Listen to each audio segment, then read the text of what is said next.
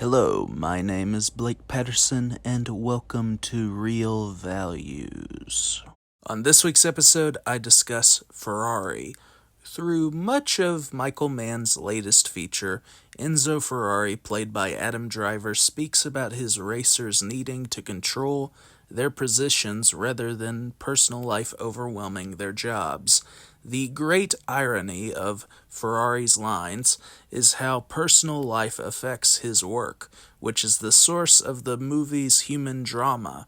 The success of Mann's Ferrari will largely depend on the viewer's response to Ferrari's triangle, as Enzo tries to keep his mistress and son discreet from his wife, Laura, played by Penelope Cruz, since she has a stake in the business. Some viewers have found the movie as cold as Mann's recent projects.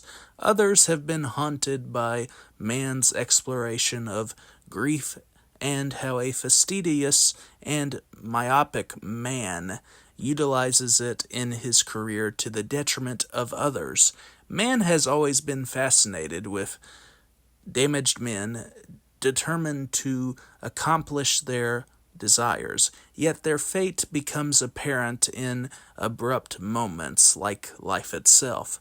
In Ferrari, Mann has found Adam Driver to play Enzo, but Troy Kennedy Martin's screenplay has opened the floor for a woman, Laura, and her trauma. Opening with impressively executed archival footage of Enzo's time as a racer in black and white cinematography, Mann displays strength in what he learns from the silent films that inspire him. However, the footage also establishes Enzo as a determined man in racing and life. After seeing Maestro recently, it was refreshing to see a movie that merely focuses on a specific period in Ferrari's life, but also has more nuanced acting than showy ambitions to win an accolade.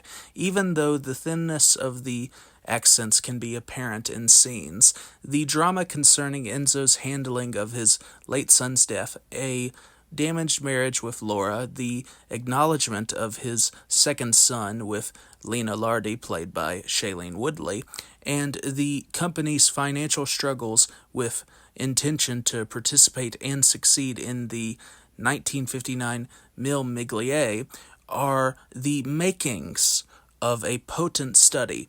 Considering Enzo as a character, it would be easy to develop Enzo as a stoic man with no other characteristics. However, Mann and Driver humanize Enzo by conveying a tearful moment at the cemetery before going to work and the explosive moments resulting in the all-consuming pressure in his life. There are a few humorous scenes in the movie where the audience sees the characters as human rather than archetypes. In the thread concerning Laura Ferrari, Martin and Mann subtly explore the complexity of a mother's sorrow and a wife's rage at her husband for cheating on her, withholding secrets about his second son, and failing Dino to be with Lena and the young Piero. One of the most haunting sequences in Ferrari occurs when Laura travels to the residence Enzo bought for Lena and Piero. Lena steps out of the car and walks around the front yard. Then Lena finds Piero's toy car, which confirms the notion of Enzo having another son. In previous scenes, audiences know Laura is aware of Enzo's affairs, but she does not know the extent of his life with Lena. Timed against Daniel Pemberton's score, Cruz's internal performance captures the overwhelming sadness and anger from the discovery.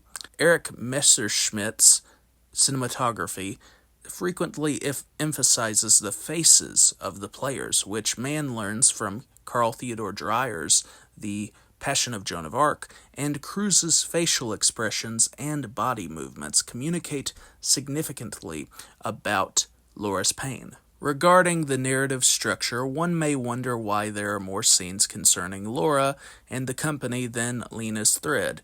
Initially, it is fair to wonder about this idea until it all makes sense after the movie concludes. Like the scene involving Laura's discovery of Piero, Mann's treatment regarding Lena is a case where one sees the mistress's thoughts through her facial expressions, particularly in the opera set piece, where she notices Laura is absent due to the empty seat next to Enzo. Also, the framing of the story in this way is comprehensible since Laura and the company's possible bankruptcy are frustrating Enzo more than Lena's concern about Piero's surname and what it will be, Lardy or Ferrari. Even though Lena has problems with Enzo's response to Piero's identity and her role in an affair, Enzo conceives his time with Lena and Piero as an escape from the tragedy surrounding his life with Laura. As Lena, Woodley is emotionally effective in presenting the character's concerns and love for Enzo, even if her accent is thinner than the other three leads. Woodley's scenes with Driver are plausible in their chemistry for Enzo and Lena's relationship. Focusing on his career, Enzo's commitment to the company and the 1957 Mille Miglia are how he channels his grief through the making of cars and the practice of racers around the track. When one racer dies on the track in front of his lover, Mann emphasizes the tension of being a race car driver and concentrates on the deadliness of the drive as the racer flies out of the vehicle. Mann recognizes the danger of racing during this time with the models being made. Enzo demonstrates little compassion for the dead racer and his loved ones, and suggests how he would have lived if the racer's mother had not been involved. The sequence establishes Enzo's view of focusing on work rather than life's distractions. Enzo's cold consideration of the racers as robots for his business reaches further tragedy through the story of Alfonso de Portago, played by Gabriel Leone, and the several lives lost in an accident during the race. Mann's execution of the race and the Portago incident is harrowing in its precisely choreographed depiction, with the camera concentrating on the bodies of the watchers at the ditch and Portago's body cut in half. In Portago's thread, Mann also establishes the relationship between the racer and actress Linda Christian, played by Sarah Gadon, and concludes with Linda reading Alfonso's letter from before the race to her in case he died.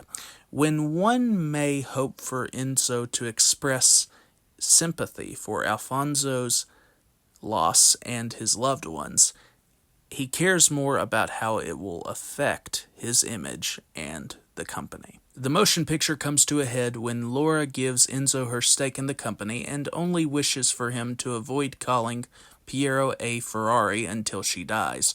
Laura's response to Enzo is a surprise initially, once the audience realizes how she is ready to move on from the damage Enzo has created since Dino's tragedy. Ferrari closes with Enzo and Piero in this cemetery as he mentions how Piero and Dino would get along with each other and have adventures. Though the movie seemingly finishes with an optimistic moment between Enzo and Piero, Ferrari is ultimately a tragedy in what can happen to a family after death and how those people dysfunctionally process their grief. As an artist, each frame of the movie is elegant in precision, with Mann seeking inspiration from Caravaggio's paintings. While their accents can be off occasionally, the ensemble, even Patrick Dempsey as racer Piero Taruffi, makes the human drama within Mann's drama convincing in its emotional output. The balanced fusion of drama and spectacle is what Mann can do best, such as in Thief and Heat, and he achieves this effect through Ferrari. Thank you for watching this video. Have a great night.